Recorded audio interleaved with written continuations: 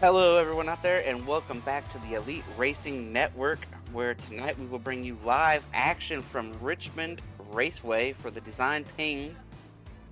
How many laps we got tonight? 150? Yeah, the DesignPing 150 tonight, where we will figure out our championship four. Two are locked, Tyler Fody and Ethan Stanley, and they are going to add two more to race for a championship next week. So, should be an exciting race, a great race. There you see our race details here for tonight.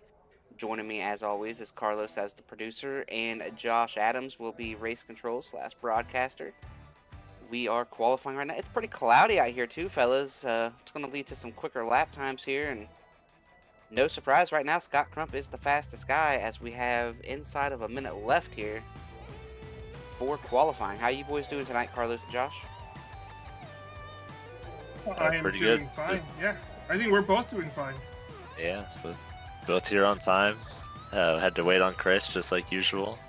But as you mentioned, faster speeds. Looks like everybody picked up at least 2 to 3 tenths from their practice time. Yeah, and as you were talking there, Tom Bourne has shot to the top of the board. So he has knocked that Lake Norman front row back a couple spots there. Scott and Tyler now second and third. We were down to the final 15 seconds. I think Matthew Weeks just wrapped up. Jonathan Cutlip is going pretty slow down the backstretch. I think it's going to be Tom Bourne, boys. And you're seeing those championship guys. Tom Bourne's trying to play playoff spoiler. Scott Crump as well. He's not currently in the playoffs either. So Tyler's starting up there. Tyler Pop there. Johnny Thomas, another top 5 qualifying run. David Tooker, William White, Matthew Weeks, Ethan Burrell. Gavin Higgins will round out our top 10. Jonathan Cutlip's going to start at the very back. Jeff Green back there as well. Did not get a time.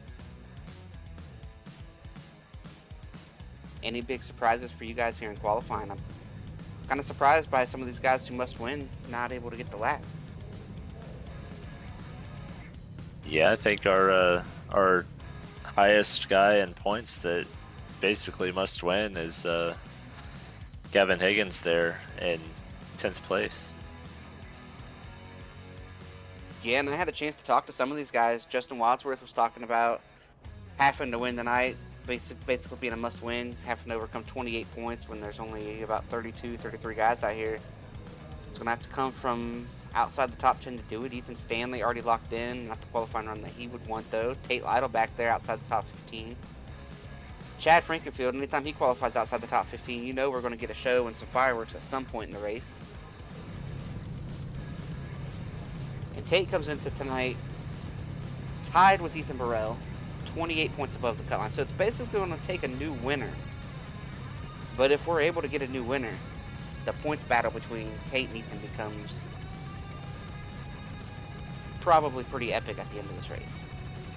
Yeah, that's something pretty interesting because I think we touched on at the end of last week's broadcast, those two, Ethan and Tate, they want to beat each other just in case there's a new winner. But the 5 guys racing to try and win aren't typically the guys that we would see up here winning the races. So somebody's have to put together a pretty special night to dethrone one of them 2 out of the top 4. And I will tell you, we've seen a couple walk-offs already this season with some guys winning to lock in. Josh, we both did it in the trucks as guys who were well under that cut line and did what we needed to do. So seeing it twice already, and I don't think it would be a surprise to see it happen again here with somebody below the cut line. They always seem to find a way to step it up. You always get a chance to try something different on the strategy because 5th place doesn't matter. So you get to try something a little bit different, whether it's 2 tires, staying out, different pit cycle. And as this field begins to roll, Matthew Weeks is down there starting from pit road. Is that some kind of strategy call, you think? It might be. He might he's another one of them guys that he's not racing for any points or anything out here, so he's just racing for a trophy. So maybe he just doesn't want to get torn up early. Yeah, but that's risky because sometimes at Richmond we will see these races go long green flag runs, and if this race starts off with a green flag run that's 50, 75 laps, he could find himself in quite a bit of trouble looking at the second half of this race. Yeah, and he was going to start 8th and right there around several of his teammates, so he wasn't going to be in a compromising position by any means, like like Tate or Chad back there in 16th and 17th. All right, so real quick, and I'm going to ask you here, Carlos, both of you, as we're going down the backstretch, pick to win right now. I'm gonna go with neighbor Pete's pick. Giving also a huge happy birthday shout out to Gavin Higgins. I don't think he's 14. Is he really? Yeah, and I'm gonna go with another driver that needs to win. I'll take Jared Rexing tonight. All right, as the pace car pulls off, I'll go ahead and I'll take Justin Wadsworth to get it done. I think all of Lake Norman's going to try to step up and help him. Green flag is out, and we are green here for the DesignPing 150. Heading down towards turn 1. Ethan Stanley real quick taking it 3 wide. Jared Rexing getting pretty loose there in the middle. I think that's Ethan being locked in and Jared Rexing, getting a little bit taken advantage of there in that first corner. Yeah, Scott got a really good jump on that outside. He's in a really good position to be able to possibly clear Tom here off of 2. And Ethan Stanley, once again, poking down 3 wide. I thought that would be Chad Frankenfield from back there trying to make those big moves, but it's Ethan Stanley saying, I'm locked in. And if he sees another red bumper, he's trying to put him in a compromising spot. As Scott does get cleared up at the front, but Scott was eliminated last round, so it would probably be bittersweet if Scott were able to get the checker flag tonight, knowing that he got eliminated last round and come to Richmond, where Scott's always good at Richmond. Josh, you've been around long enough. Carlos, you as well. Scott has always been really good around this place. Yeah, I remember back in the days when we would all kind of run and Erska as well as Elite, and like Scott and Nick Massey would always be the 2 that you would look at to win one of these flat short track races. And Scott puts himself in position right off the jump in this race to potentially dominate it. Yeah, we got Tyler Pop up there, Johnny Thomas, William White running side by side there, and it looks like right now that top side's got a pretty good run off of 4. We've seen that top be able to pull off that pass or hold the guy back just about every time. Yeah, we're working well up the racetrack though right now. We see the pick from Carlos, Gavin Higgins. He's already up 4 spots, 10th to 6th. So, he knows what he's got to do tonight, and it looks like he's trying to do it early. Again, huge shout out, happy birthday to Gavin Higgins. So nothing would make him happier on his birthday than locking into the playoffs, right? Knowing that he's got to win. I mean, Josh, what do you think? Is it better to come in here having a points race, or knowing that, hey, I have to win the thing? I think I would rather just know that I have to win. You're not guessing where other cars are out on the track or trying to do math in your head to depend on what spot you need to be in. It's if you just put it in your head that you have to win, you just go for P1, and that's all that matters. So right now, that's what he's doing. Is Tom is really all over the back of Scott. I almost wonder if Scott's just kind of running a slow pace here. Maybe trying to save a little bit. As I say that, Tom goes to the end. I feel like if Scott's trying to save, he's going to fight here and try to take this lead back. Doesn't look like he's giving it up. Yeah, Tom was right up there in the mix at the end of the truck race last night, so he's picking up right where he left off in the Stay Tuned Sports truck race. You see that on the back of Scott's car here, so he's right back up in the top 3. Yeah, and a big shout out to them. They have been the sponsor of the Elite Truck Series for a couple seasons, and I know we've got a new sponsor coming in for next season, and Stay Tuned Sports is not coming back to that series, but we'd like to thank them for the time that they have spent in the series, and I am sure that the door is open. If something else hasn't already been worked out, I'm not pertinent to all that information right on the money, so I'm sure that that door is always open. Yeah, and as you see bottom right, this is something new to our Elite Racing Network broadcast, I think. We've got an onboard camera looking back at Scott Crump as he races side by side with Tom Bourne for the lead. Yeah, and there he is, focused, looking ahead. That wheel looks huge compared to mine. I'll tell you that. It looks like a really big wheel. He's barely turning it. That's how you know the car's handling pretty good. You don't see a whole lot of movement in those hands, and I'm sure he probably enjoys that. We'll have to see if that stays the case here in about 20 or 30 laps. Look, I'm gonna nitpick everything about this. It looks like he's sitting way far back. His arms are fully stretched out. The wheel looks humongous. Looks like he's driving a big rig. Yeah, the most important thing though, Chris, is it may look strange to you, but he's probably comfortable. So probably. As long I as like it's to be right comfortable up for on him. it. I'm right up on that sucker, and I got a little tiny wheel. You like Brian Newman right off your chin, basically on the top of the wheel. Yeah, I like to be right up on top of it, and I like for it to be small. You know, my wheel is barely bigger than my hand. Yeah, that brings me back to when I think Bubba Wallace and Ryan Blaney, I think they were driving down to Daytona one year, and they did on TikTok or Instagram or something, the different drivers and their driving style on the steering wheel. It's maybe we get a few more drivers to do that for us next season, and we can start nitpicking the way that they hold the wheels in their hands. That's right, because I'll tell you what, if we had 10 onboards with these guys in here, we'd have 10 different ways that they're holding the wheel. And some guys have sworn for years that Chad drives with his eyes closed half the time, so that would be a fun little experiment to have happen. I'll tell you what, somebody who's looking really good right now is William White. He is all over the back of Gavin. We got Chad Frankenfield coming through the field as well. Justin Wadsworth. These guys are trying to make passes. And this place is notorious for tire wear. But what we are seeing right here is what we kind of talked about in the pre-race. You know, Matthew Weeks chose to start from pit road. And it's not as big of a penalty as it used to be. Josh, I'm sure you remember the days when you start from pit road, and it was basically giving up a lap.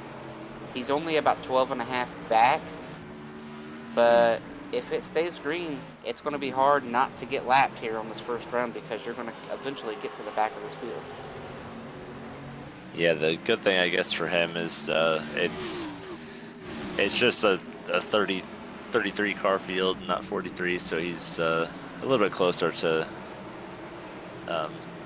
not going a lap down than he typically would be.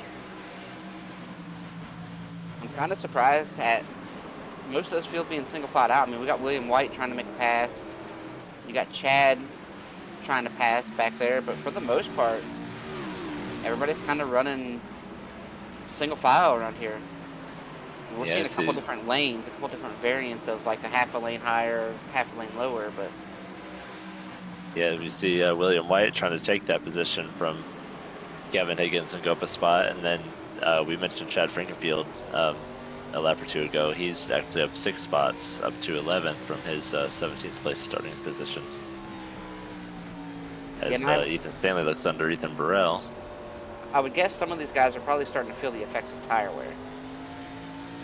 You know, this place is notorious for being tight in the middle and lighting up the rears coming off the corner. Yeah, it's a really easy track to upset both right side tires, because you run too hard in to 1 and 3, you're going to tear up the right front, and then it's really easy to get loose, especially off a 4. So you can really abuse both right side tires at this place. So we see probably a guy like Tom Bourne, Scott Crump. Crump looked comfortable earlier, not sliding or anything. That's how you got to do it. And we see Gavin Higgins get loose. That's exactly what I'm talking about. Yeah, I think Gavin's hurt his tires here at this point in the run. One guy who I have seen start creeping up the racetrack. I'm seeing 2 different things. Jared Rexing moved way up the racetrack, made a pass, now he's back in line. And Tate Lytle is entering the corner lower than about anybody else. He is really shallowing up that entry, especially in the turn 1. And you see how low he's staying off of 4 too. So there's 2 different kind of theories you're seeing here back through this field. Rexing's really widening out, and Tate is he is hooking that bottom side. Yeah, Tate, I would imagine he's out of the gas pretty early. You know, he's getting that straight turn in that we see. Looks pretty smooth, getting down lower than most guys, and that's helping his run off the corner, and that's helping him not get loose like we see some of these other guys as he takes a dive under Dustin Dewar. Yeah, and Tate almost won in Nashville in the Truck Series last night, and he has been a kind of a teammate for the Lake Norman guys the last couple weeks.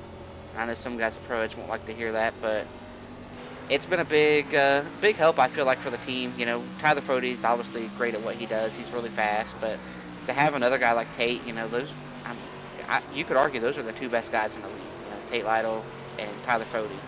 And to have both of them in there, you know, talking about what they're doing, talking about what's going on, and kind of having another data point there from Tate. Like, it's been a huge help the last couple weeks, and I give a lot of credit to Tate for the reason I was able to do what I did at Charlotte. Was a lot to do with his input and what he was, you know, talking about doing and what was going on in that race. Yeah, it's always nice when you get an opportunity to go. See, Chad almost loses it off of 2, but when you get an opportunity to go head-to-head with those guys, you know, I've had a couple opportunities with championships on the line with Tyler Fode, and then I had a good race with Tate in my must-win last night. And, you know, he always races really respectful and clean. He gave me as much room as he could have to lose the race last night, so I appreciate that. And we ran really close, beat on each other just a little bit, but did it clean for the most part. So that's what you always get out of Tate and Tyler, guys like that. That you get to the top of a league, you do it for a reason. And most of the time it's because you get your car to the end, and clean racing is what gets you there. As we sit here and look right now, I think that 20 is going the wrong direction. I think he's worn his stuff out. And I think the 9 is going backwards here a little bit.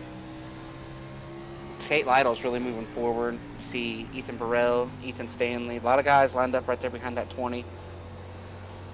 William White was moving forward there on the short run, and he's still moving forward right now as well. Jonathan Cutlip, you know, we talk about him, and he didn't get the qualifying run that he wanted.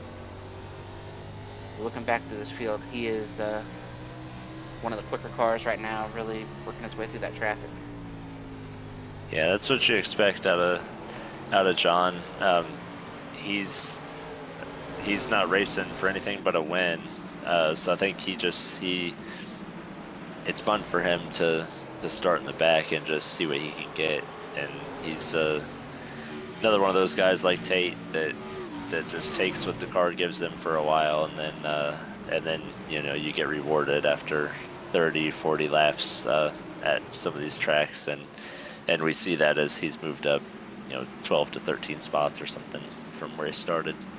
And I'm going to tell you right now, if this race stays green another 20 laps, I don't think Gavin Higgins is going to be in the top 20. He has got these boys lined up. They're passing him on the top now.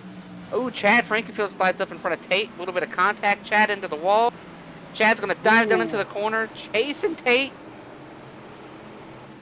Oh, wow. And Chad kind of came back on him a little bit. That could have been huge. It's just, I think we saw a little bit of right front damage on Chad Frankenfield.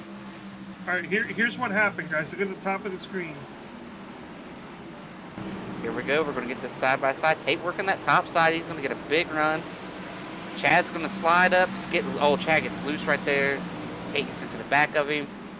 And then Chad's frustration. He dives down in here. Thinks better of it, actually. Chad could have rolled into the back of Tate, but as he did it, he thought better of it.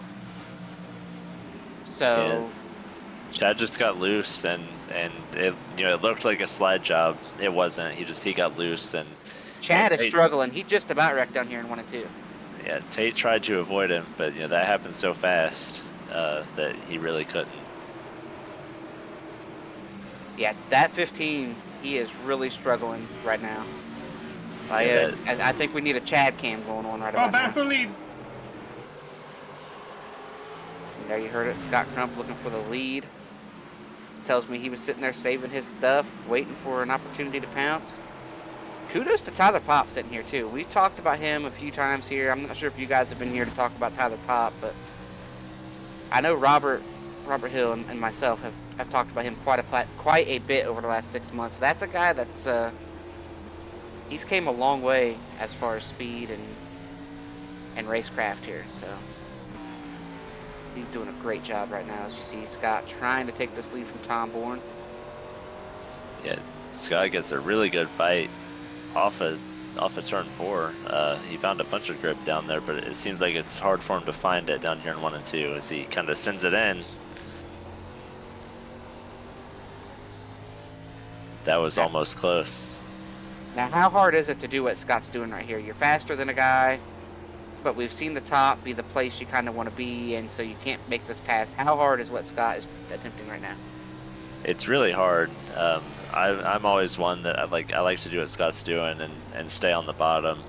And there becomes a point when you know you're faster than the guy, and you want to slide him, but you don't want to mess up your tire save or anything. 'Cause, if Scott drives too hard even on the bottom and trying to make this pass, his tires aren't going to like it. But it's very hard. You have to stay disciplined and just kind of keep doing what you're doing and just wait for that guy to make a mistake. And the frustration level, when does that set in? Probably about a lap ago, but it looks like he's clear now.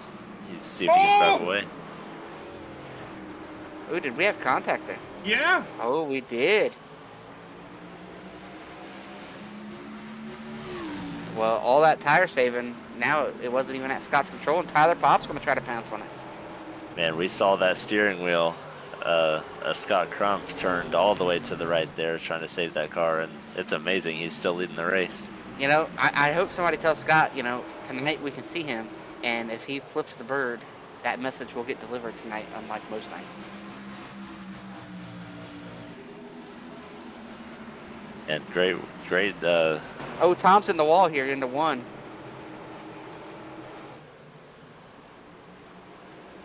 Yeah, he's going to get a great bite, though, off that corner. That's typically not something we ever see, but it was great to have that on board and see how Scott was able to keep his composure and just stay disciplined when all that was happening. All right, you guys want to see what happened? Let's go for it. We're going to get a look back at it. Right at the very top of the screen, guys. So Scott gets clear. One of that was really sideways. Yeah, it looked like Tom just wanted to stay committed to the outside, and Scott made sure to go up and try and take it from him. And I think Tom might have just misjudged how hard he was driving into that corner.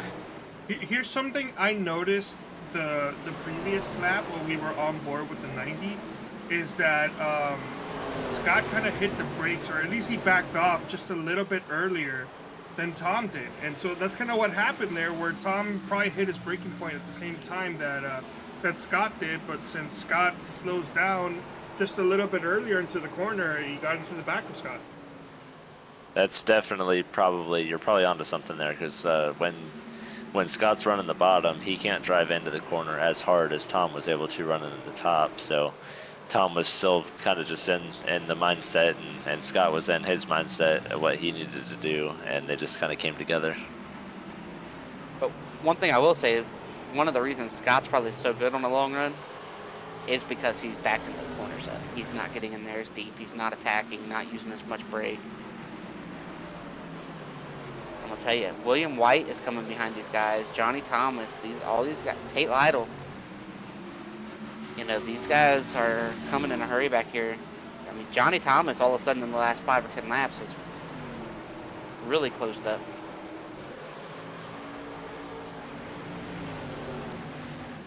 And you know what Johnny's thinking? Where has this big speed been the rest of the year? Because these last 3 or 4 weeks, Johnny Thomas has been super quick, super consistent, qualifying well.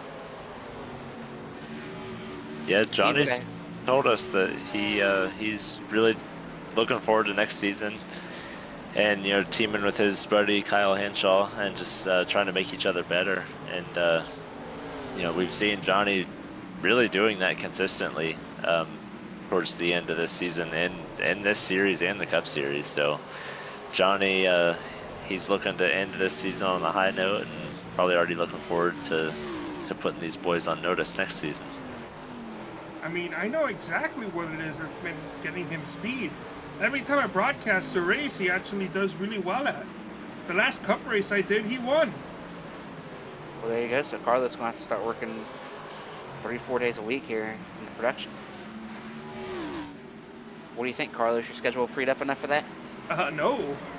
I would like to continue to stay in the relationship. Oh, we're looking 3 wide with Johnny, Ethan, and Tate. Ethan backed out, Tate backed out. Tell you what, we talked about Johnny doing so well, and we were just about to kiss a death for him there.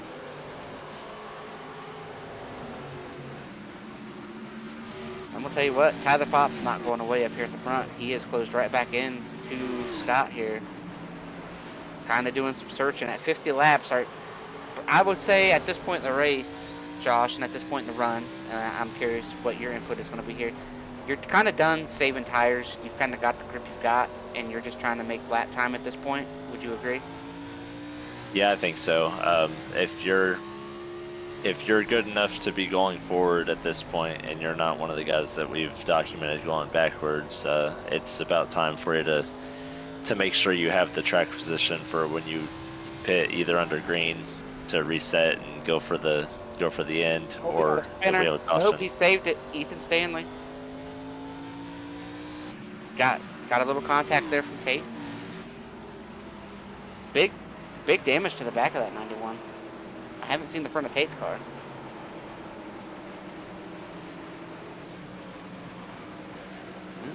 Tate must have put some 2x4 in there for padding or something, because his car is looking real good compared to what Ethan's car looks like after that contact. Yeah, I heard Ethan Stanley say his tires were cooked. But if we look at what Scott Crump has done, you can do just about anything and keep speed. It sounds like those two came to a mutual agreement about what might have happened, so it doesn't sound like there's any tension between those two. Well, and as a driver, when it's on purpose and when it's accidental, and usually when a guy makes that effort to let you catch it and it, he immediately says something, that it's probably not on purpose. Makes it a little easier to let something go when the guy wasn't even trying to take a chance. It just, kind of happened to check up there into 3, and knowing that that's Tate as well, he probably doesn't want any issues tonight because he's on that bubble spot. And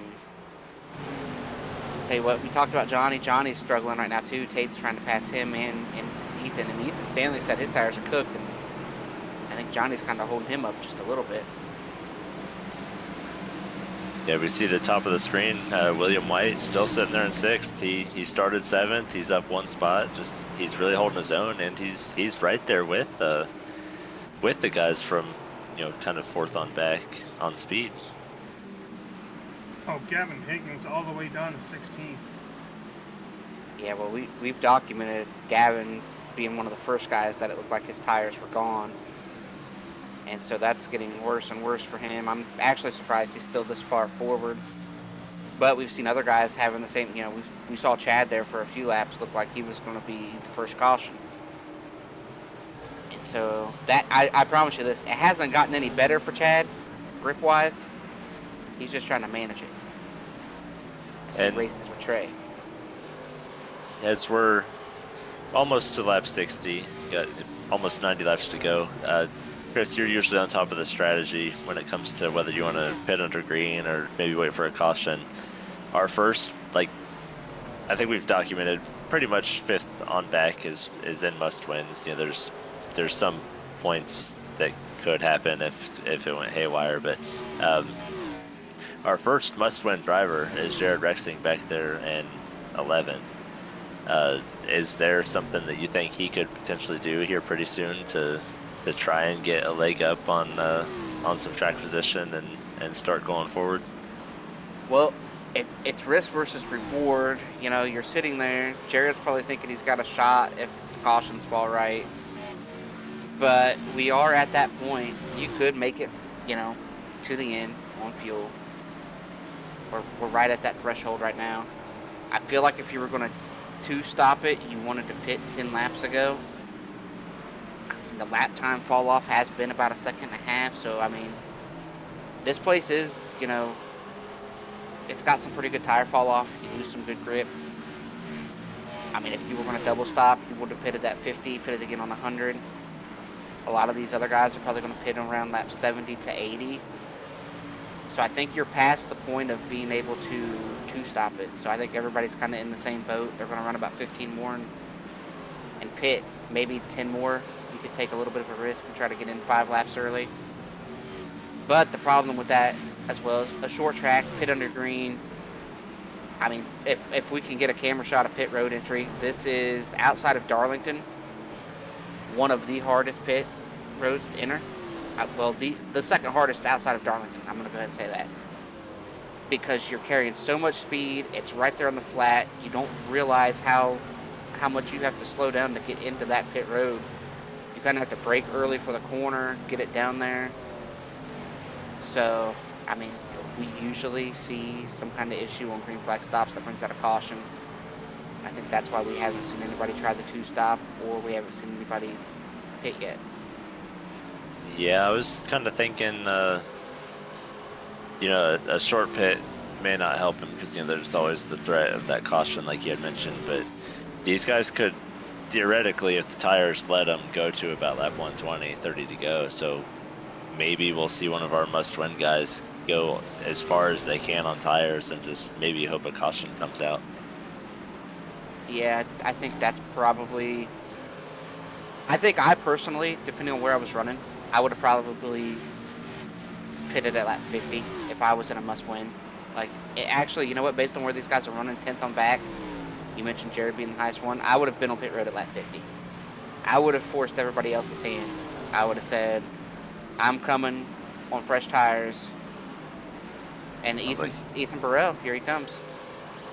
Yeah, it's always hard to predict when our caution will come.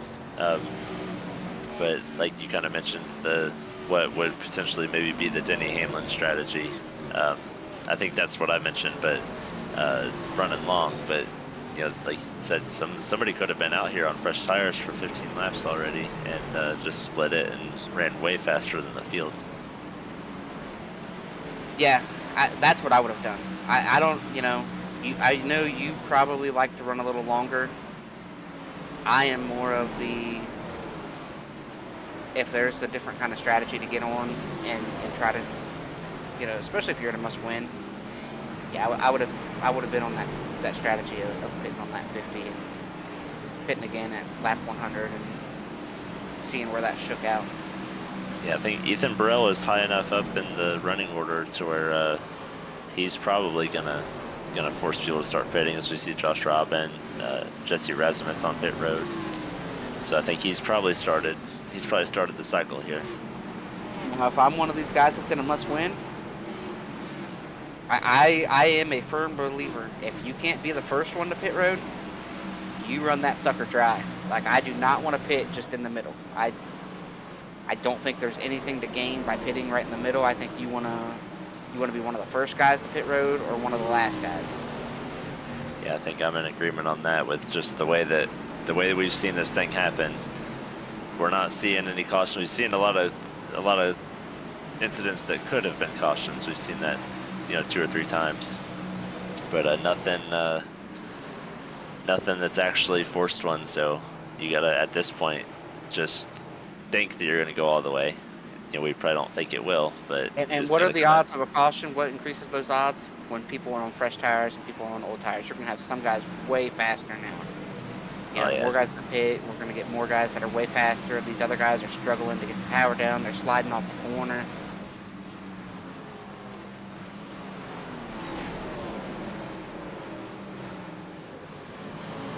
Yeah, just to put that in perspective, Ethan Burrell, we saw him pit, you know, 4 laps or so ago.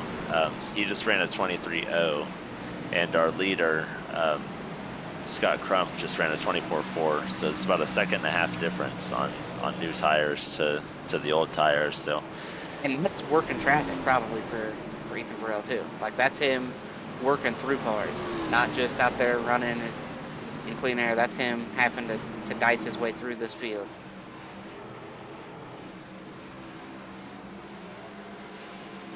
Yeah, I'm going to tell you what, I just watched him make a move in the middle of 3 and 4 to his teammate John Cutliff, and it was It was pretty snazzy right there.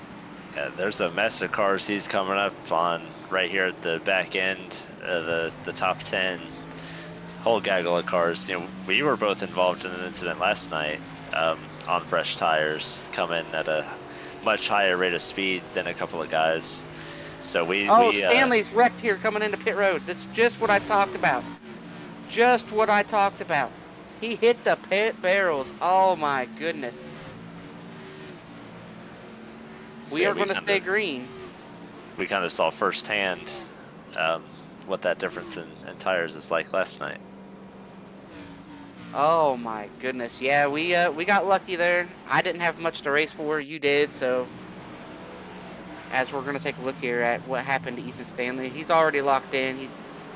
He drove down in there like normal. Yeah, I thought he made a pretty late decision.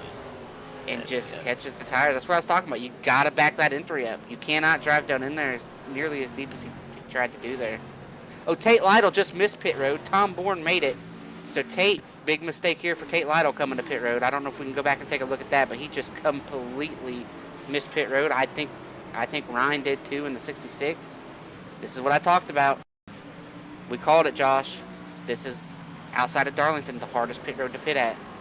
Yeah, and I think you don't want to do what Ethan Stanley did. You don't want to wreck. But if you're gonna do what Tate did and make a mistake on pit road, you want to do it under green. It's a lot less damaging to lose a couple of seconds under green than it would be under caution.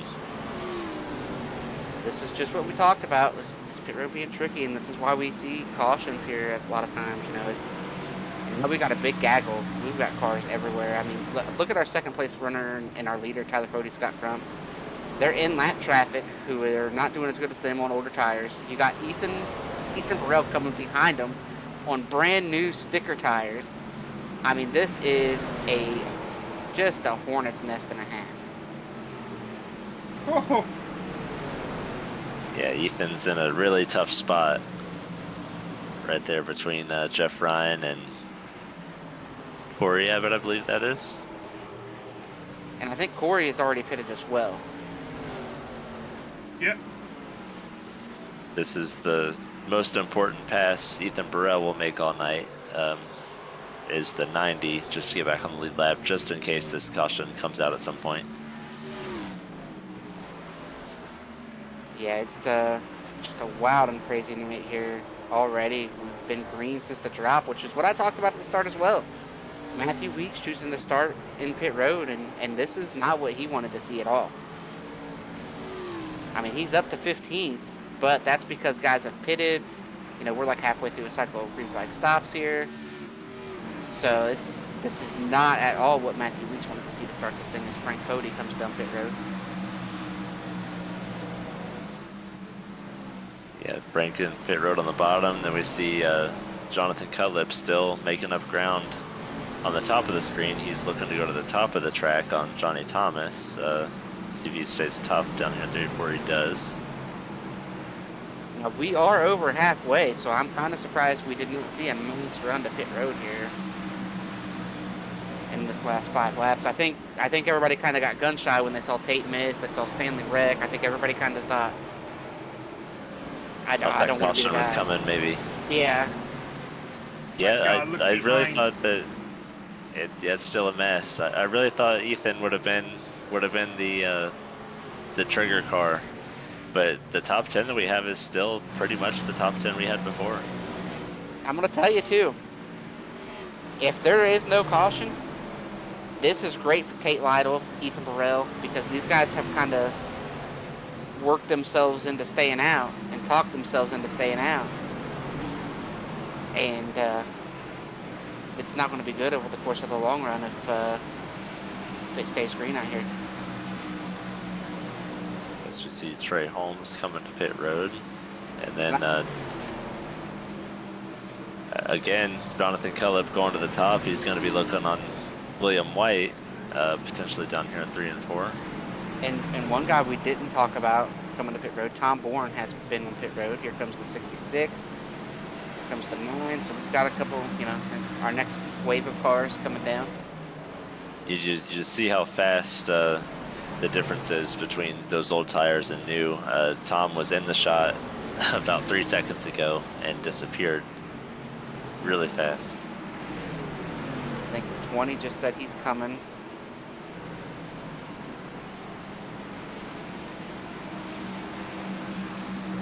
William White has fallen off big time here. So is Johnny Thomas.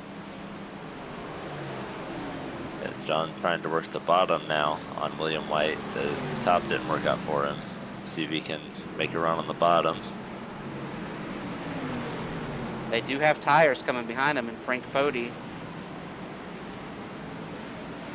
Got a couple Lake Norman guys. Frank's being a little gun shy here, though.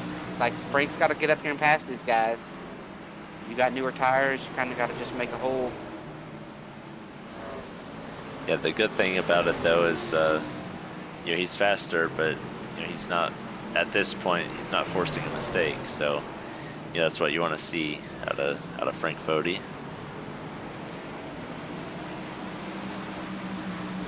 Here you see Josh Robin. I think Josh Robin will probably look 3 wide here. Josh is going to show him how to pass these guys.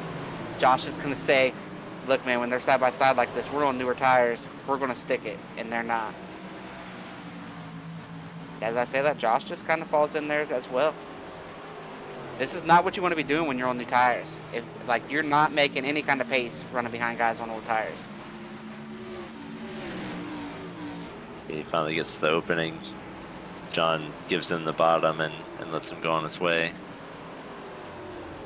They got a real slow car coming up here to him, though.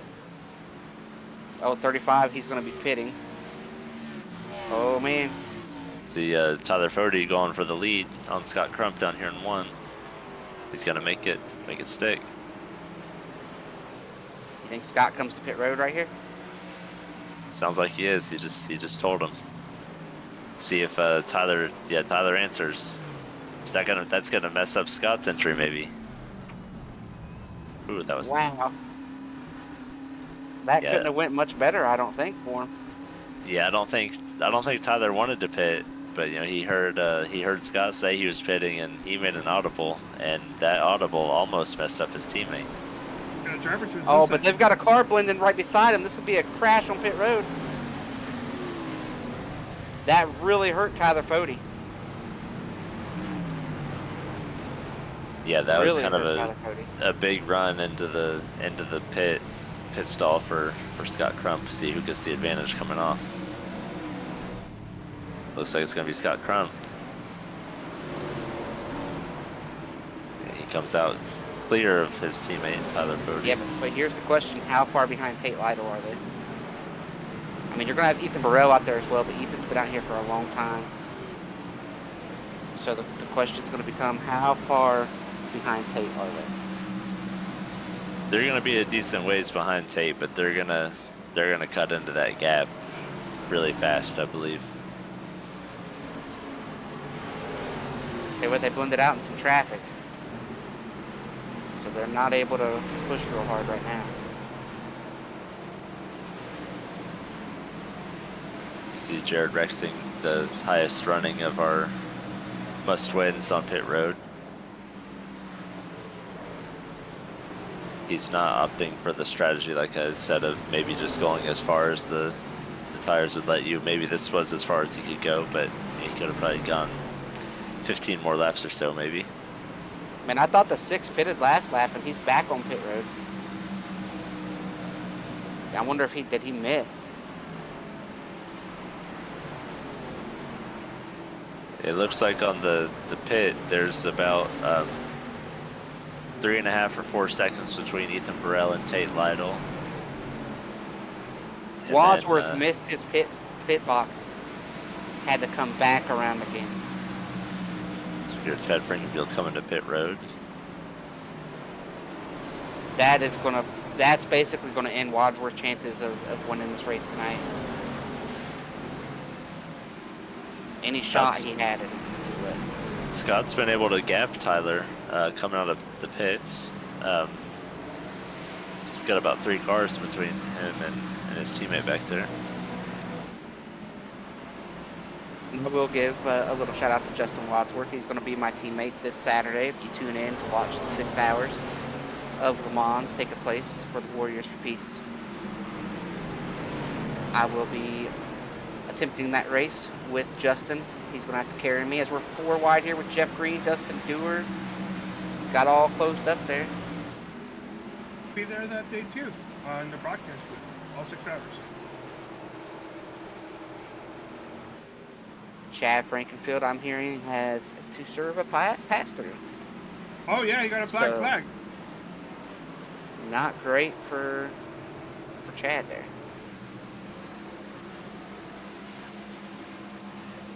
I'm kind of excited to see where all this is going to shake out here at the other side of these pit stops.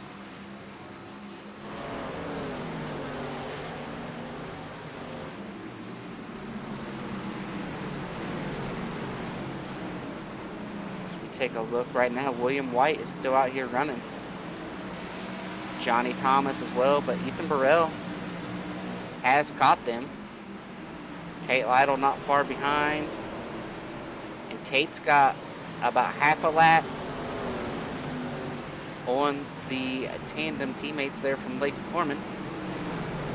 But unfortunately, we're going to have to do something that, Tyler Pop there driving across the apron. But unfortunately, we're going to do something we don't like to do. We have to get in one sponsor app right here. So stick with us here as green flag stops have cycled through all but one car. And on the other side of the break, we'll take it to the checkered flag, barring another yellow. Yep, that's right. Let's go ahead and get our bills paid here. You can do the commercials maybe during a post-race or if there's a caution. But we do got to thank tonight's race sponsors, and that is the DesignPing. It's DesignPing. They sponsored tonight's race, which is the DesignPing 150. They are a design agency located in Shreveport, Bossier City, Louisiana. They specialize in creating websites and digital content that not only looks incredible, but also enables your business to outperform all of your competitors.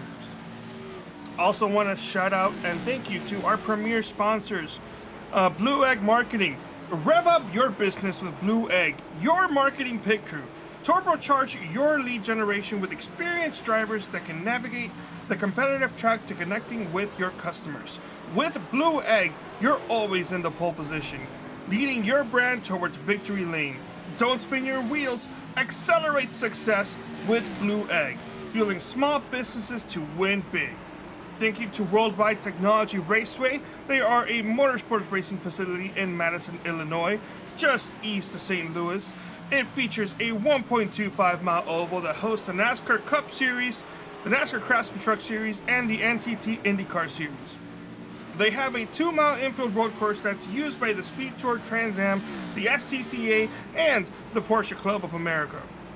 There is a 1/4-mile NHRA sanctioned drag strip that hosts the annual NHRA Camping World Drag Racing Series Midwest Nationals event. And finally, the Kartplex, a state-of-the-art karting facility as your current race leader goes down Perry Road. Also, thank you to 4D Racewear, makers of the ultimate sim racing shoes and custom apparel designed for sim racing by sim racers. 4D sim racing shoes are custom engineered to connecting racers to the pedals in a way that no other racing shoe can, and still provide all the comfort needed for those double and triple stints. Visit 4dracewear.com, that's the number 4, the letter D, racewear.com, and check out the original racing gloves for your feet. Take it away, guys. Mentioned 4D Racewear, going to need some of that equipment coming this weekend here for that 6-hour race. Josh, are you going to be participating? Probably not, but we'll have to see. I'll be available. So if Chad keeps asking for entries, maybe I'll give it a shot. I don't know. Well, I think Chad's looking for a driver, right? Like he had a teammate go out. Chad Frankenfield needs a driver, needs a partner for that 6-hour race. I don't think he wants to do that. Yeah, Chad mentioned in pre-race that you don't have to be competitive and it's just for fun, but I don't think I want to be the reason he doesn't have a chance to win. Oh, you'll be the reason. Yeah, there you heard it. Carlos said Chad's trash. That's what I heard. That's one thing I will give Chad credit for. He's a much better road course racer than I am, so I know that I would definitely be the crutch on that. You know what, Josh? I'd like to hear a little bit more confidence. You are a Daytona 24 champion. You know, you've won the 24, finished on the podium 3 times. Don't sell yourself short out there. Yeah, that's a Daytona though. Very little experience at Le Mans, on iRacing at least. It probably wouldn't end well. But back to the task at hand, we have cycled through. We've got Tate Lytle, Ethan Burrell, Johnny Thomas, still hasn't pitted, Tom Bourne, Scott Crump, Tyler Fode, Tommy Ryan, Jeff Green, Tyler Popp, and Jesse Racimus. So we have JT out here, the only guy who has yet to make a pit stop. No, Kyle Hanshaw also has yet to make a pit stop. How's 22nd lap down? I was just counting guys on the lead lap. Ooh. Nah, I'm just kidding, Carlos. I didn't know. I thought everybody else. I saw us have a big group run the pit road there a couple laps ago. I thought Johnny was the only one left. Only one in the top 10, or in the elite lap, actually, like you mentioned. Yeah, Chris, we wondered where our leader Scott Crump would blend out and how far he would have to chase these guys down. When they got clear, he was about 10 seconds back or so. A handful of laps ago, he was about 8 seconds back, and he's down to 6 now. So he's definitely making some ground. So I would definitely anticipate that if this thing goes green to the end, he'll get there. And there's Johnny on pit road, and it's a hot topic right now. People want to know what his tires are because of how deep he went into this run. Yeah, and I guess Johnny is going to give us an opportunity to see if one of those must-win guys could have went on that strategy and maybe it been fruitful for him. Well, I don't think so because Johnny didn't pit on that 50. He would have had to pit on that 50 and 100, and I don't foresee him getting back on the lead lap. He did say his right front was at 31, so it still had pretty decent life for it to have 115 laps on it. My right front would have probably been 0 20 laps ago. Yeah, and I think you guys are probably just about as surprised as I am that we went through that entire cycle and nobody benefited from a caution in that cycle. It's kind of crazy to me. And it wasn't for lack of effort. We had multiple guys miss pit road. I mean, and champion drivers. You know, Tate Lytle was one of those guys that missed pit road. Imagine if Tate didn't miss pit road. You probably give him 3 more seconds on his lead. And we're talking, you know, maybe can he hold him off? But right now, with the lap times, I don't foresee that happening. Yeah, Scott is making up time in a big way, and especially when he gets into the clear track, which I think he's in now, he can maximize his ability to gain as much time as he needs. And Ethan's been out there. We saw Ethan pit at like 60. So he's got some really old tires. Now, we saw in the first run, Tyler Fode was able to track down Scott Crump and eventually pass him. He's kind of lurking there this time. Yeah, but that took 80 laps. We're not running 80 laps now. Yeah. I think this plays into Scott's hand. It also took the half spin, which is what I was going to get to. There's not a half spin on this run. Will Tyler Fode be able to actually make that pass? Right now, where did Johnny Thomas blend back in this field? He is 1 lap down in 26th. Scott's going to be 3 seconds back by the end of this lap, so he's really coming. Yeah, and you would think, you know, his teammate, Tate's teammate, Ethan Burrell, would be able to race him, but the difference in tires, like we talked about with Ethan being on the oldest tire, there's nothing Ethan can do.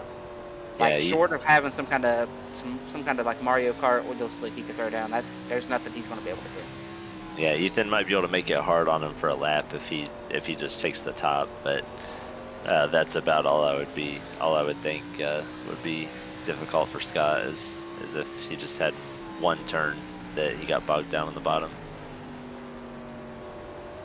Johnny Kyle Thomas Henshaw. right now.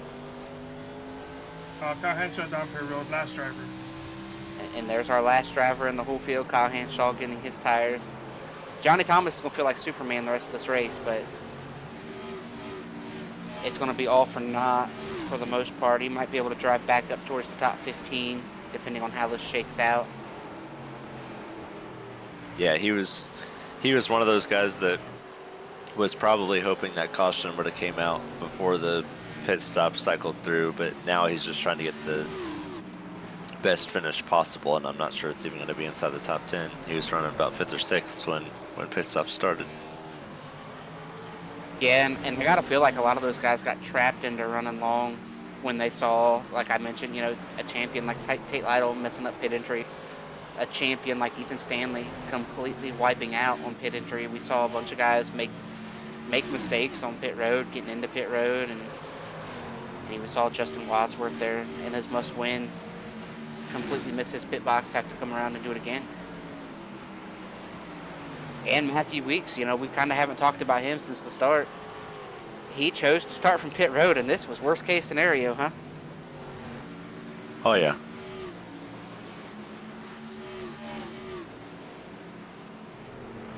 Josh Robin coming back down pit road, making a second stop. There you see Fody taking 3rd place from Ethan Burrell. And just like that, 3 of our top 4 are likely, unless this thing just goes crazy in these last 25 laps. You're probably talking about Tate Lytle, Tyler Fody, Ethan Burrell racing for a championship next week, along with Ethan Stanley, who is already on his way back to Lake Norman. Yeah, it's there's still a lot of race to go, but it's kind of crazy that the one guy that we've seen have any issues tonight is one of the guys that was already locked in. To this point, nobody that was racing for it has made it interesting. Yeah, and I feel like with the way the race has played out, it's kind of taken away any opportunity for strategy, even if we catch a caution. I mean, if you catch a caution at this point, it's about got to be 4 tires, you know, so it's not like you have an opportunity to put 2 on or to stay out. Like, it's the way this race has played out, it's just played out to be straight up, and that's not what you... Oh, we're wrecking Josh Robin down here in turn 1. Caution is out. I guess we'll see what maybe Jared Rexing decides to do. Is, like you said, you definitely want to pit, but he's not going to win the race doing the same thing that Tate and those guys do. So maybe we'll see Jared stay out and hope that he gets the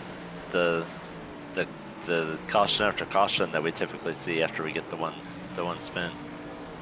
Yeah, and that's not what... You know, Josh Robin just wrecked by himself. He was already multiple laps down, I believe. Yeah, this... Like, I'm just not sure. Like, that's not what his teammates wanted at all. That definitely looked pretty strange. We haven't seen any handling characteristic like that all night.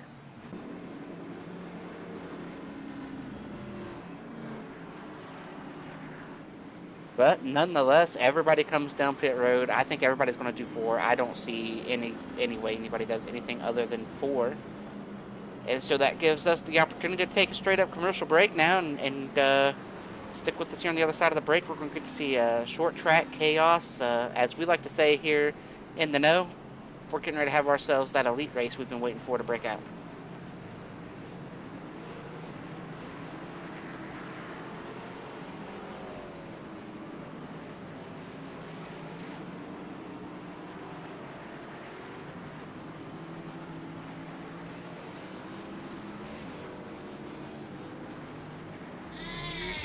Be sure to check out Tim Mayo Conrad and the Weekend Woodsman crew on YouTube.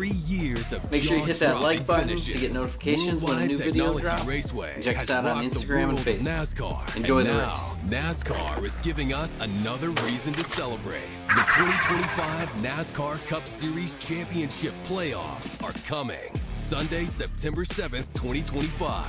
Just when you thought the racing couldn't get any more intense, now every single lap matters. One wrong move could be the difference between elimination and being crowned the king.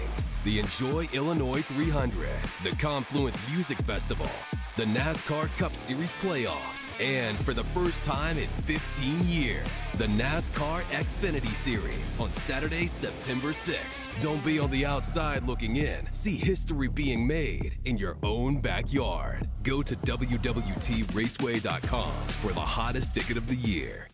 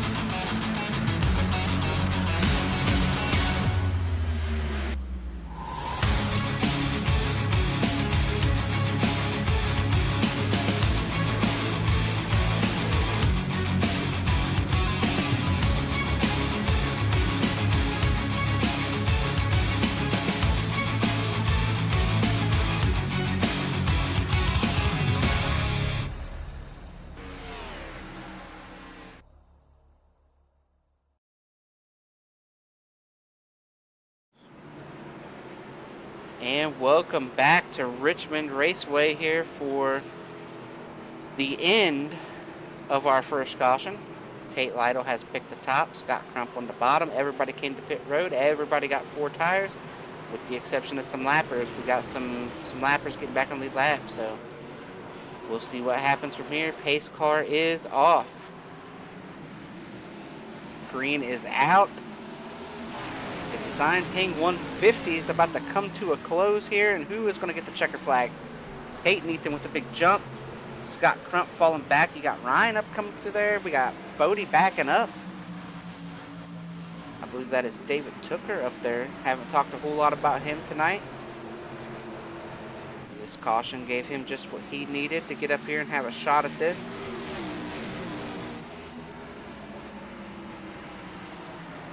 Scott Crump drives down into turn 1 pretty deep. Trying to find a way to get clear of Tommy Wright. Oh, we got a spinner. That's Matt. Is that Matthew Weeks? Oh, no, it's Tom Bourne. Tom Bourne hard into the inside wall in the backstretch. We stay green. Joe Francis pretty slow there, coming off the corner as well. I believe he's one of our playoff guys who's in a must-win, and that thing's moving pretty slow right now. Yeah, that restart was about worst case scenario for Scott Crump. Oh, we got Tyler Pop getting into Fody. He's gonna save it. And Fody leaned on Tooker there, and they were able to get it gathered up. Well, he had some help. That was incredible stuff down there. And there's John Cutler coming through. Trying to come through. Fody trying to fight back.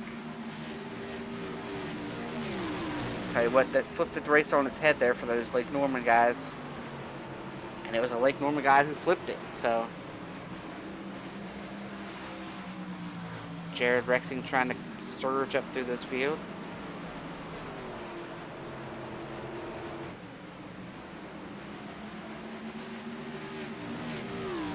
Jared Rexing trying to work around Tyler Pop right now. Tooker trying to work underneath Crump. And we also have a group of wave rounds far at the back who are really sliding around as well, so wouldn't be a shock to see a caution here. And a caution at this point would open up the strategy just a little bit for these must-win guys. As Jared is trapped right now, knowing that his season depends on his ability to pass these cars, and he cannot pass them.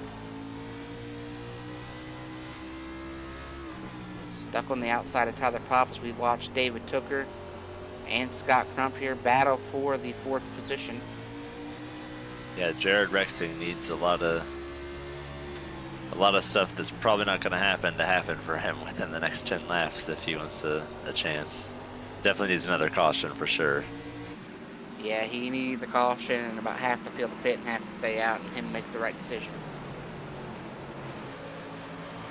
And sometimes you don't know what was the right decision until it's happening. You can't sit here and say right now, well, he should pit if the caution comes out or he should stay out.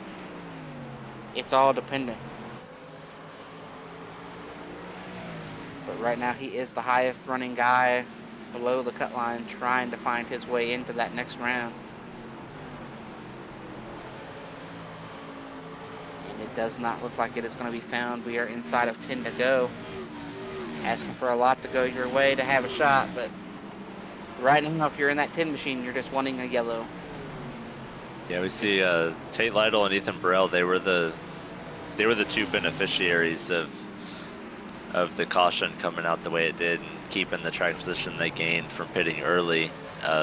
Both of them came in here and they've done just exactly what they needed to do. They both just needed to finish this race and not have anything crazy happen and make sure they stay ahead of those guys. And they've both done that and perfectly tonight, running 1st and 2nd, 3 seconds ahead of their next closest competition. Yeah, and nobody else showed up here below that cut line to be able to try to knock them out or even give them a run for their money. They haven't had to sweat at all tonight. Yeah, you always want to see it kind of go down to the last few laps, like it typically does, but it kind of seemed like a lot of the guys that you would have expected to be able to give those 2 a run. Not that these other guys couldn't, but the guy like Matthew Weeks, David Tooker, Jonathan Cullett, maybe the guys that you would have expected to maybe be able to give them a run didn't make it to this round. So, they kind of just had it a little bit easy tonight. Yeah, and they're fast guys who know how to save their tires, and so this race played kind of right into their wheelhouse a little bit. And as we are getting down, there will be just 3 laps to go the next time we cross the line. We are sitting here looking at just the 1 caution tonight as it stands. And I'll tell you this, during the break, Josh and I sat here and talked and thought we were going to see 160 plus laps with all the green-white checkers, and we thought we were going to get just a run of yellows. But that has not happened, so kudos to these guys for jumping right back on the wagon. Yeah, it's not good when we just automatically assume that we're going to see a great race devolve into chaos, but it didn't tonight. So kudos to all the guys that are still out here running for not allowing that to happen. And Tate's going to come around here, and in about 10 seconds he's going to see the white flag. He's got some slow traffic out in front of him. White flag is out. 1 more lap here at Richmond. Series sponsor right out in front of him. Mark Rebilas there, the Rebilas Photography Series. Mark's running right there. Mark's going to get the wall right in front of Tate. A little bit of drama there for Tate on that last lap, but they come through 3 and 4. Tate Lytle and Ethan Burrell will join Tyler Fody and Ethan Stanley, and it's going to be Lake Norman versus Pro Edge Racing for the championship next week. Tommy Ryan's going to be 3rd. Scott Crump, David Tooker, Jonathan Cutlett, Tyler Fody, Jared Rexing, Tyler Popp, Jeff Green will round out the top 10. Trey Holmes, Matthew Weeks, going to be 11th and 12th. Here comes Mark doing a little celebration there.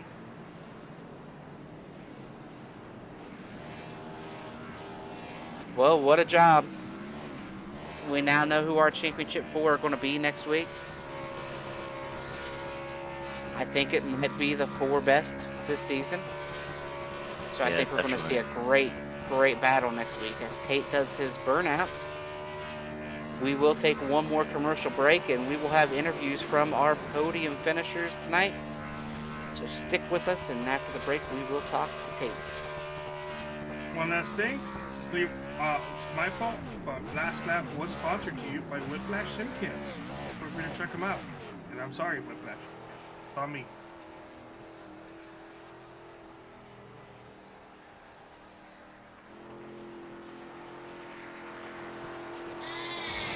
Be sure to check out Tim Mayo Conrad and the Weekend Woodsman crew on YouTube. Make sure you hit that like button to get notifications when a new video drops. And check us out on Instagram and Facebook. Enjoy the race.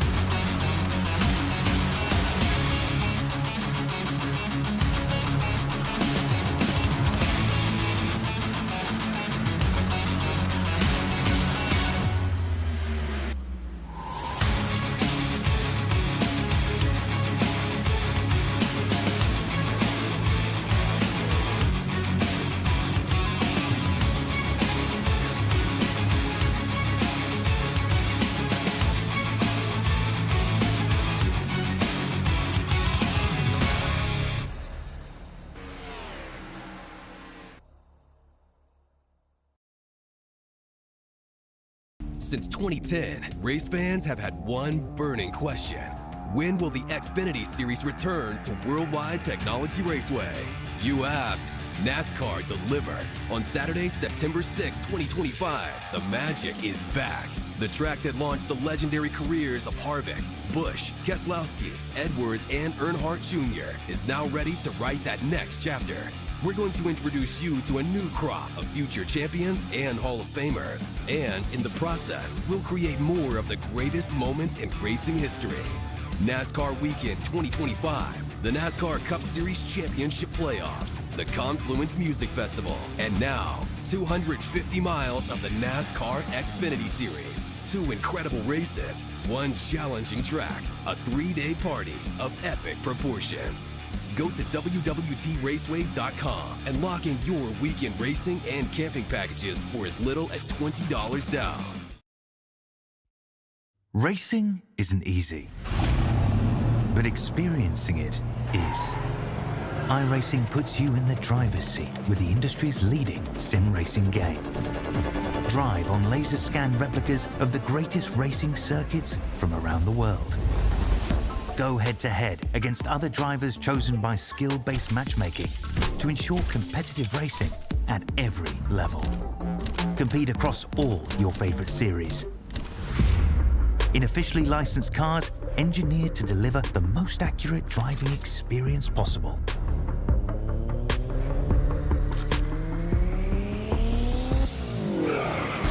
Join a race or host your own with players from across the globe. Race against the computer or in a league with friends. Feel the thrill behind the wheel. Visit iRacing.com.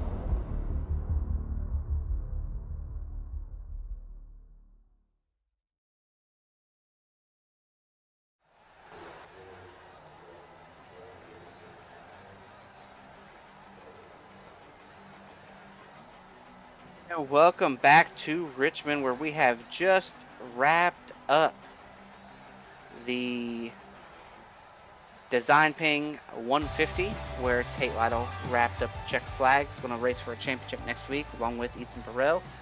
And joining us here for an interview right now is our third place finisher, Tommy Ryan. Tommy, talk to us about your night. We know you're not in the playoffs, but you were wanting to go out there and do a little trophy hunting. What more did you need to win that thing tonight? A little more grip in the rear tires coming out of 4. I couldn't get the power down like those guys were out of center out of 3, out of 4. Man, it was just too loose for me, and just need track position too. I was trying to get it. I even left fuel out of the car to try to help the loose stuff, but still didn't matter, man. The tires were melting. I was giving it everything I had there, and without wrecking them. Yeah, talk to us a little bit about how difficult it was to manage the tires tonight and whatnot with all that this race entailed, just the one caution, and that one caution happened pretty late in the race. So everybody went pretty deep that first run, 80, 90 laps. What was that car doing there with those tires in the car? I started deep in the pack, so I was just like, I just have to manage. I think it was more heat in the tire than anything else. Don't remember what the track temperature is.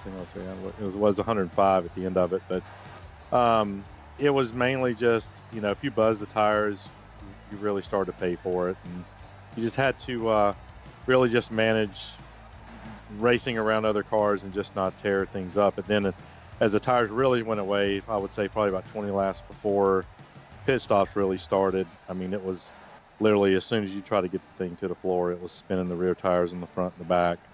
You just had to make sure the car was pointed right, because it would point right in the wall if you weren't careful. So it was just big time tire management and patience getting that thing to the floor. And then just not overdriving entries either, because if you did that, you would just get tight and then it'd push, and then you get a push loose. And it was fun to drive, don't get me wrong, but it was definitely challenging. All right, Tommy, real quick before we let you jump out of here and celebrate that podium, who do you have to thank? Who helps get to the racetrack week in, week out? Yeah, my primary sponsor, Northern Tool and Equipment. We got a bunch of sales going on for Christmas, so head over to northerntool.com or your local store. Thanks for Chad putting on this league, man. It's really, the competition is really, really good here, and it's fun to race. And of course, hopefully I say this right, but Mark Rebilas, this sponsoring this series, so it's a lot, man. It's fun. Yeah, and one more question here. You coming back for next season? I know it's might be a little early in the game here to be deciding, but you gonna be back full time in this Rebilas photography series next year? Yeah, I'm planning on. I'm pretty sure I've got everything signed up, so I'll be in elite for a lot of things. But yeah, you'll see a lot. The only time I won't be here is when work schedules or life gets in the way, but pretty committed. All right, Tommy, congrats on the run tonight, and hopefully we look forward to speaking to you some more after these races. All right, man. Thanks. All right, now I have scurried down, and Josh said he's tired of talking to this guy, so I'll talk to him this week. I'm standing here with Ethan Burrell. Ethan, you were the first guy to pit, ended up working out, catching that caution on the other end, and you get to go race for a championship next week. Talk to us about the race tonight. Yeah, everything worked out. Almost the only way it could have worked out better was if the caution came out before tape and then passed me. But it was a bit of a gamble.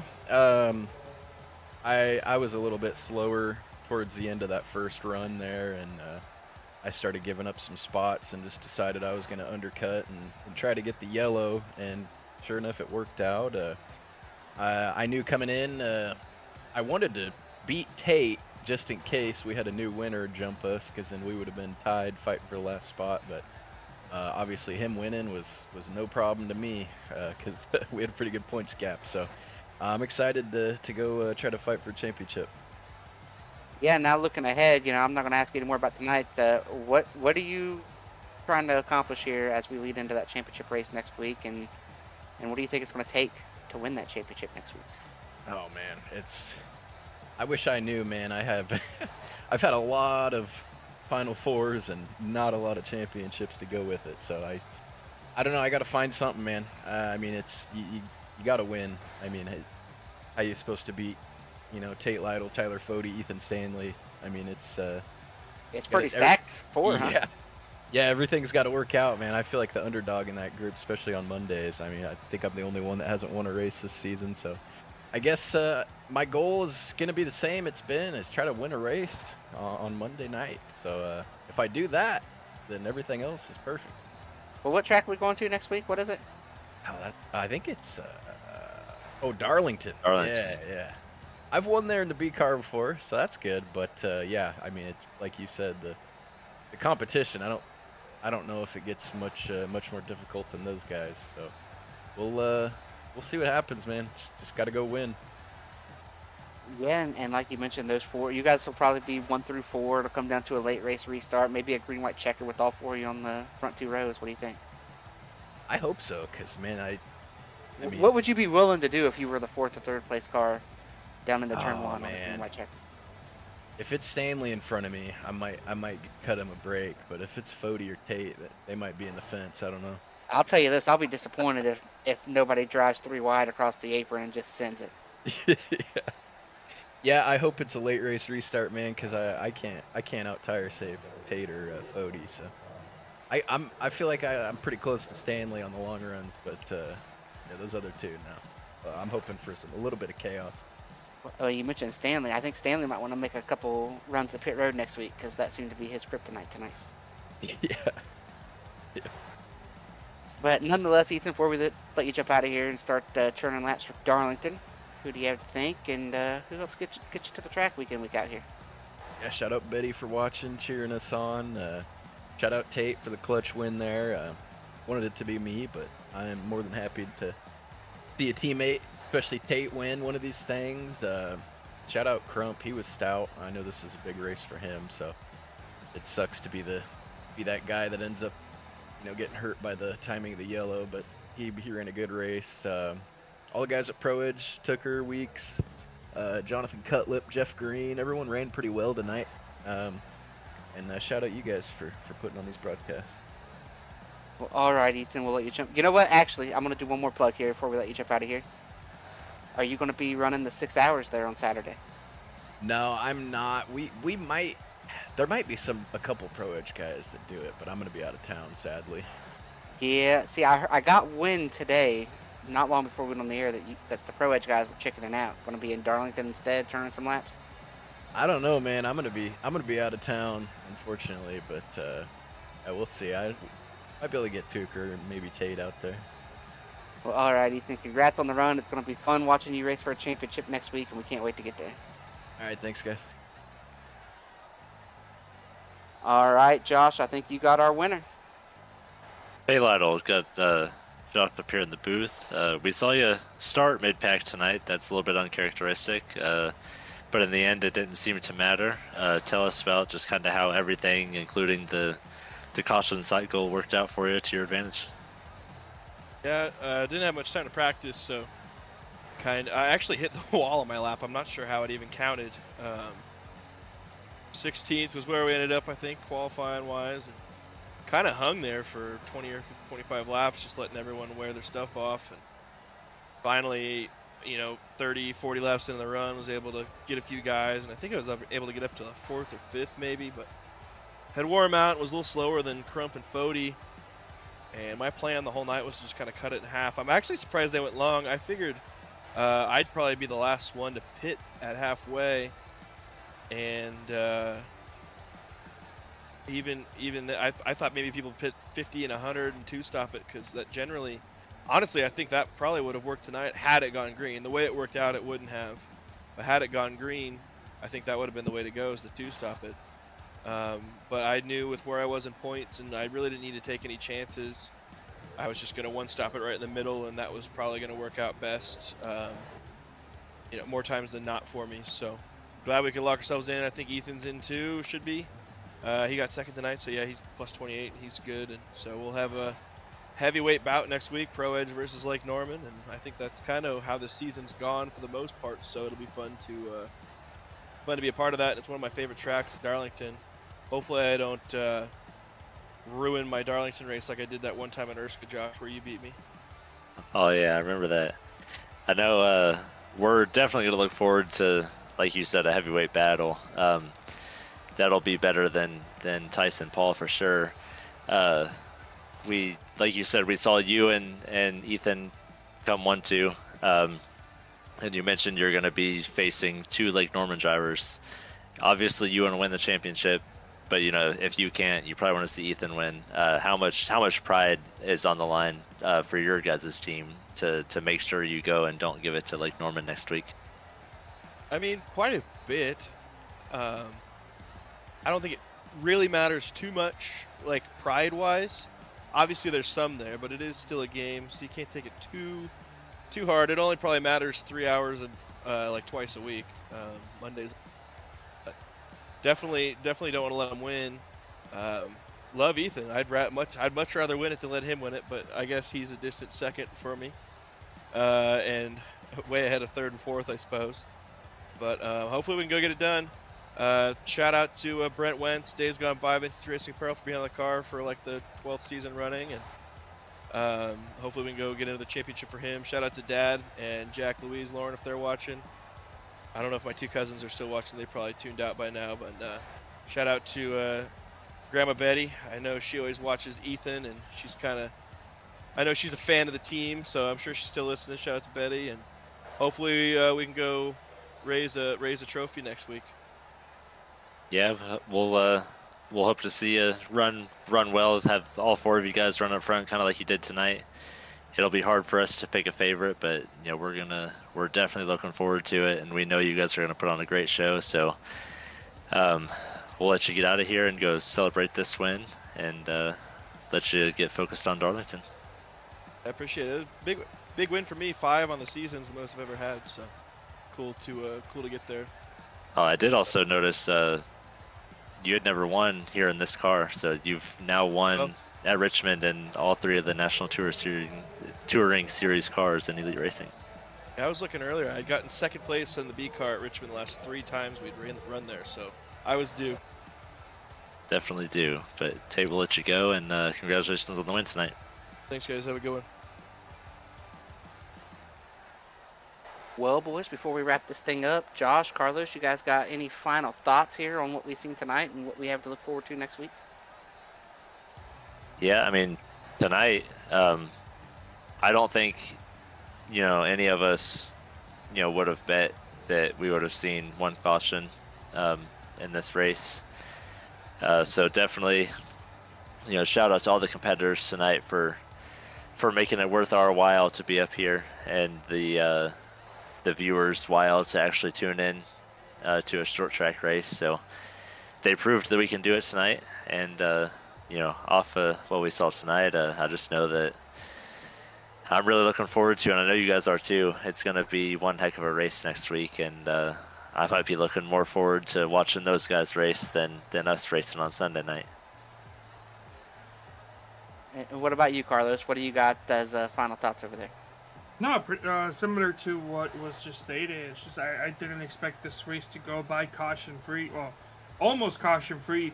And even more so, once that first caution came out, I like you guys, kind of expected there to be, I didn't think it was going to be a caution fest like you guys were possibly predicting, but I expected there to be 1, maybe 2 more cautions before the race ended.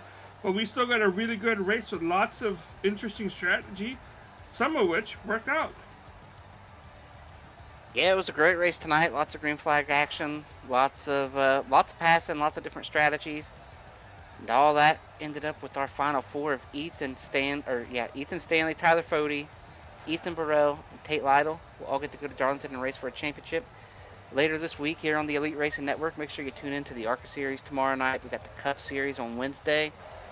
And then, once again, we talked about it a little bit on tonight, Saturday, the charity event, the 6 Hours of the Mons there for the Warriors for Peace. So make sure you tune into that and check all that out. Since I'm racing, I'll probably be giving the booth some time as well. And then tune back in next week where we will have the trucks on Sunday night, and we'll be back with you on Monday night to crown a champion and Wednesday night as well to crown a champion. So it's a great race tonight. Shout out to all our sponsors, everybody who helps make this thing happen. Dave Huckleberry, Chad Frankenfield, of course you, Carlos, here. Been working with you the last, month or so as a producer. Josh for giving us his time, and all of our great sponsors here: DesignPing, Blue Egg Marketing, Worldwide Technology Raceway, 4D Racewear, and Rebilas Photography for all that they do for Elite. So make sure you tune in the rest of the week, and we will be with you a week from tonight to crown a champion.